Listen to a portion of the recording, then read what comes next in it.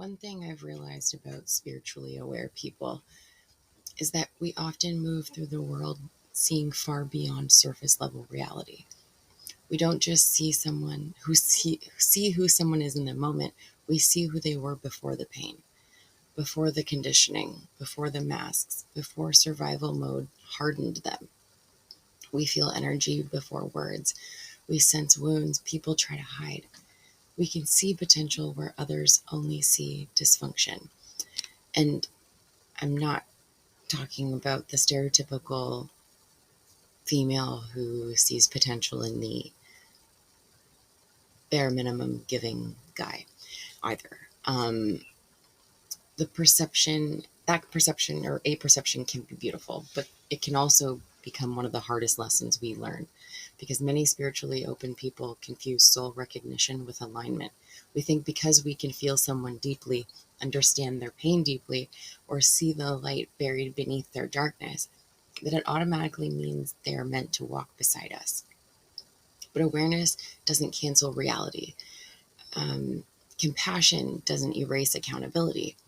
And seeing someone's highest self doesn't mean they currently have the capacity to live from it.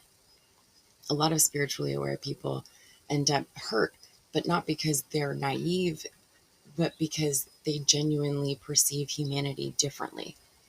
We often love from the soul outward instead of the surface inward.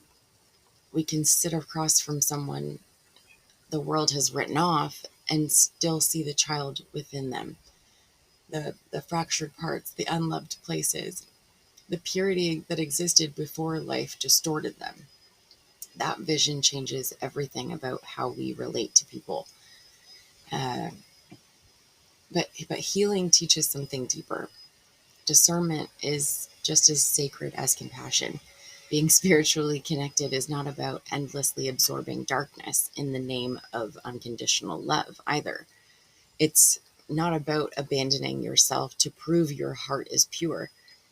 It's not about romanticizing brokenness because you can see the light hidden underneath them.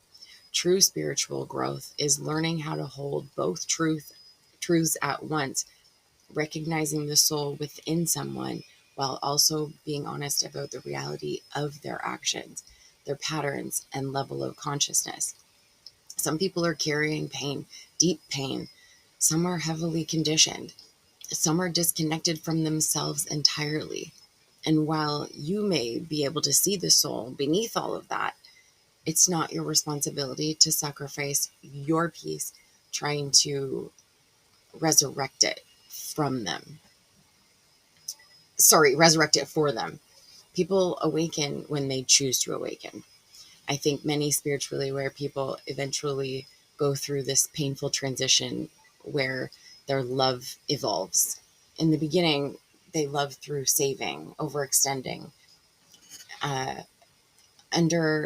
understanding, and self-sacrifice. But eventually, they realize real love also requires boundaries, clarity, and self-respect. They stop confusing empathy with obligation. They stop trying to bleed themselves dry to reach people who are committed to staying asleep. And maybe that's one of the hardest parts of awakening, realizing their ability to see the divine in everyone doesn't mean everyone has access to the divine within themselves yet. You can only you can love humanity deeply and still choose yourself. You can understand someone completely and still walk away. You can see the uncorrected or uncorrupted soul beneath the noise and still recognize that it is not your job to carry people into consciousness at the cost of your own well-being. That isn't becoming cold. That's becoming whole.